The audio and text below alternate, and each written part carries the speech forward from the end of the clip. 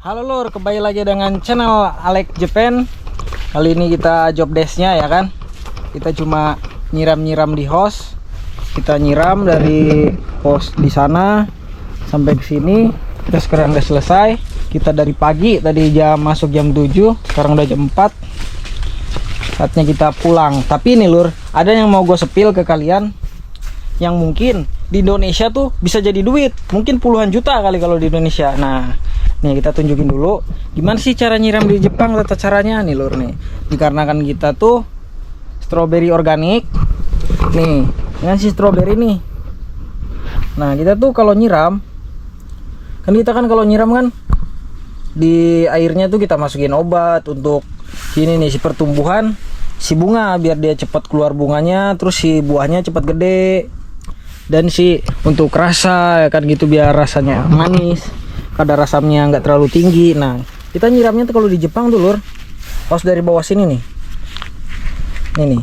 Jadi si airnya itu dikarenakan dia ada obatnya, nggak boleh terkena langsung si stroberinya. Nih. Jadi harus dari bawah mulsa ini. Nih di bawah mulsa ini, jadi si airnya itu nggak kena langsung stroberinya. Soalnya kan kalau stroberi kita petik ya kan gini, kan langsung dimakan lur. Nggak ada yang namanya kulit gitu, kita kulitin kayak jeruk kan gitu kan. Kalau jeruk nyiramnya mungkin langsung ke pohonnya kan, jebret gitu. Kalau di stroberi, kalau di Jepang itu enggak lur, nggak boleh lur. Makanya rada ketat juga kalau di sini. Biar ketika dimakan gini kan, tidak terpapar obat, aman untuk dikonsumsi.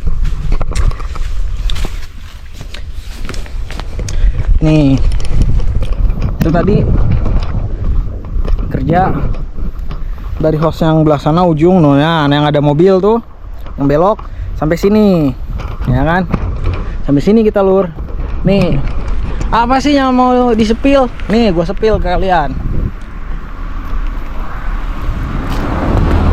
Gua aja ini salpok tadi lagi nyiram ke hose yang terakhir. Ih, stroberinya udah gede-gede kan, kelihatan tuh lur kalau dari pinggir tuh udah pada merah-merah. Nih. Hora, lihat. Merah-merah kan lur. Nih. Gimana nggak mantep-mantep? Udah pada busuk, kagak diarah. Gelo, nih kita petik nih lur nih, gua jelasin. Ini kalau di Jepang, nih. Kayak gini, dia bentuknya kan lancip gitu kan, kayak gini. Mahal lur kalau di Jepang lur. Ini kita kan dipak-pakin ya kan, isi 12. Di Jepang tuh kisaran harganya tuh kisaran 120.000. Jadi kalau bos gua nih kalau ngeliat stroberi mungkin ya, kalau ngeliat stroberi metik gini kan, ambil satu, wah 10.000, 20.000, 30.000 gitu. Enak banget ya kan, nyari duitnya kalau di Jepang petani. Coba kalau di Indonesia bisa kayak gini. Tapi di situ juga kualitasnya benar-benar dijaga lur. Kalau di Jepang nggak bisa asal-asalan, asal panen gitu kan. Terus pas panennya asal-asalan juga, stroberinya pada lecet.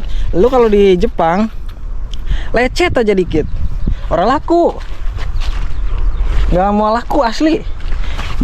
Kalau lu misalkan rada jahil juga gitu kan, misalkan jahil, lu masukin gitu ke paknya, terus ketahuan sama pihak pengepulnya gitu kan, dibalikin lagi yang ada lur. Nggak akan dijual gitu ke supermarket atau ke pasar-pasar lain, dibalikin, yakin.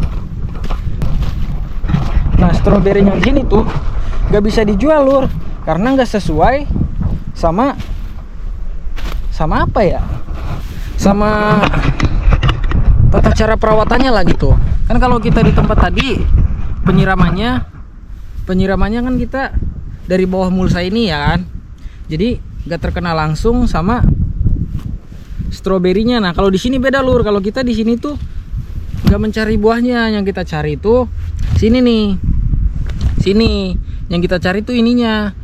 Ininya buat apa? Nah, ini untuk pembibitan buat tahun depan. Bukan tahun depan, tahun ini, untuk bulan 9.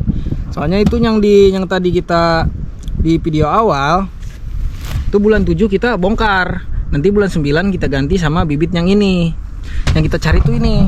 Nah, kita cara nyiramnya kayak gini lur.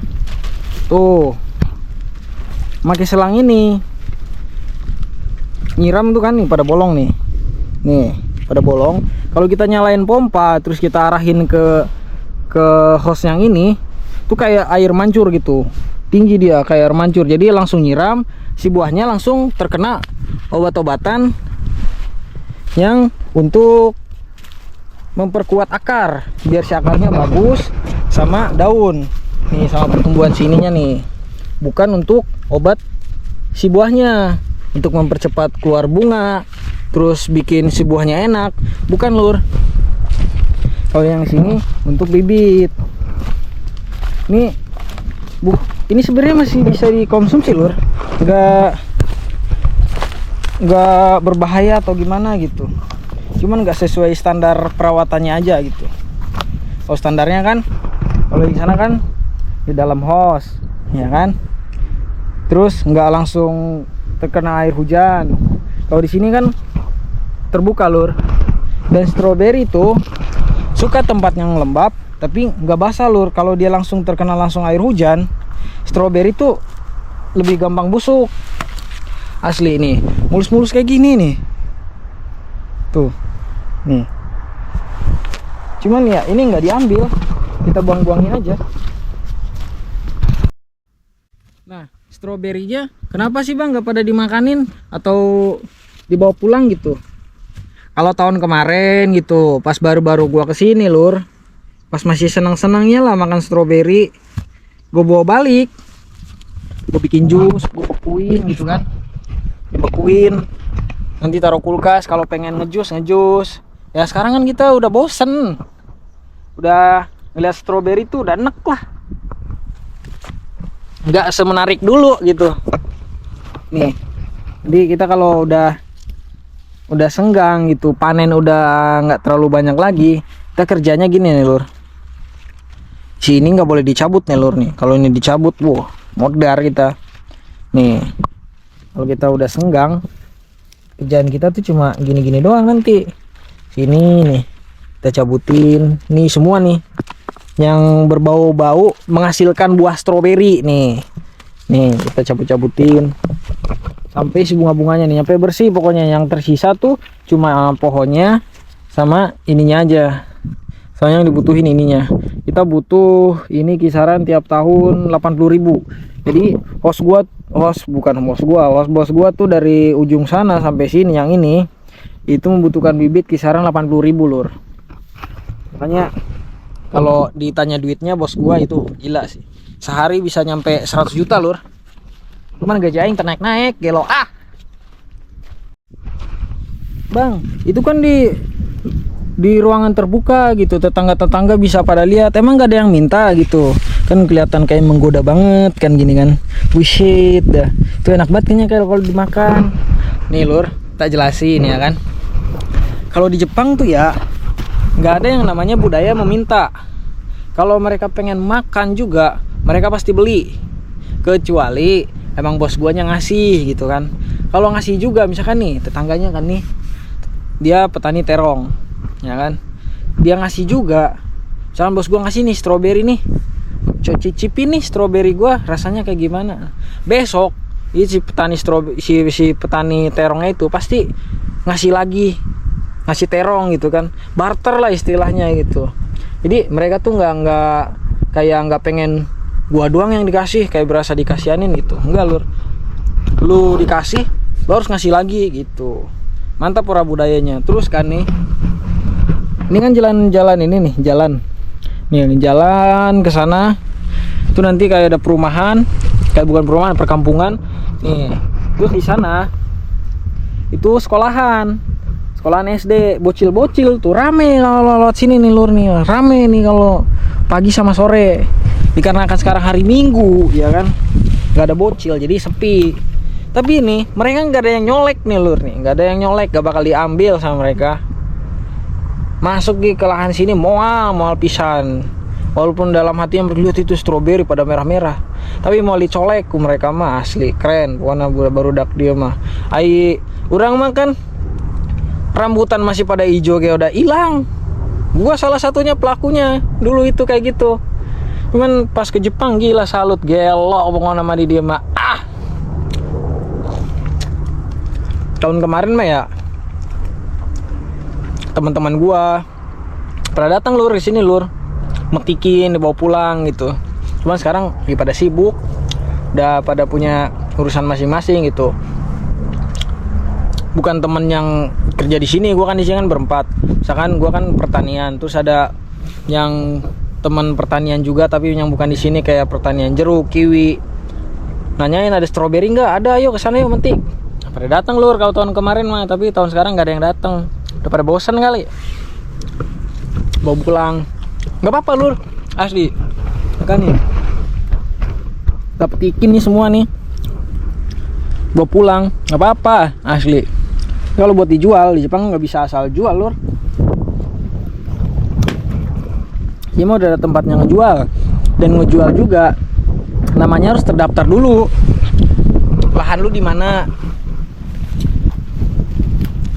Terus apa perawatan lu sesuai standar atau enggak gitu. Beda kalau di kita mah kan kita bawa stroberi nih ke pasar, kita jual laku. Kalau di sini nggak bisa lur, harus terdaftar dulu. Itu bener gak gitu dari kebun lu hasil maling atau bukan gitu kan. Jadi nggak segampang di Indonesia lur kalau di sini, kalau di Jepang. Tanya ini kalau kita jual nih ini duit ini lur. Kata gue mah ya ini kalau dari hitung-hitungan gua gitu kan, ini hitung-hitungan gua doang nih, hitung-hitungan gua ini satu lahan ini nih sekali panen bisa 50 juta ini lur, asli lur, soalnya banyak banget tuh, bisa nih 50 juta ini kalau bisa dijual, gitu kan kalau di Jepang. Karena kan nggak bisa dijual ya kan, tidak sesuai dengan standar perawatan gitu kan, mau nggak mau ya dibuang gitu. Kalau ada yang mau ngambil ya silahkan, kalau nggak ada ya dibuangin. Cuman nunggu waktu aja, paling bulan 5-an. Sekarang kan bulan 4, bulan 5-an kita udah mulai gawe buang-buangin nih bunga, semua diratain dan mulai proses pembuatan bibit. Nah nanti nih sirinya kita masukin ke pot nih, kita tancepin ke pot. Biar apa? Nah nanti kalau kita udah masukin ke pot gini, dia keluar akar lur dari sini nih, keluar akar dia. Keluar akar. Nanti kalau udah keluar akar ya udah kokoh, kita gunting di sini cepret gitu. Jadilah bibit gitu di dia mah. Untuk rasa sih nggak beda-beda jauh banget sih. Hampir sama aja.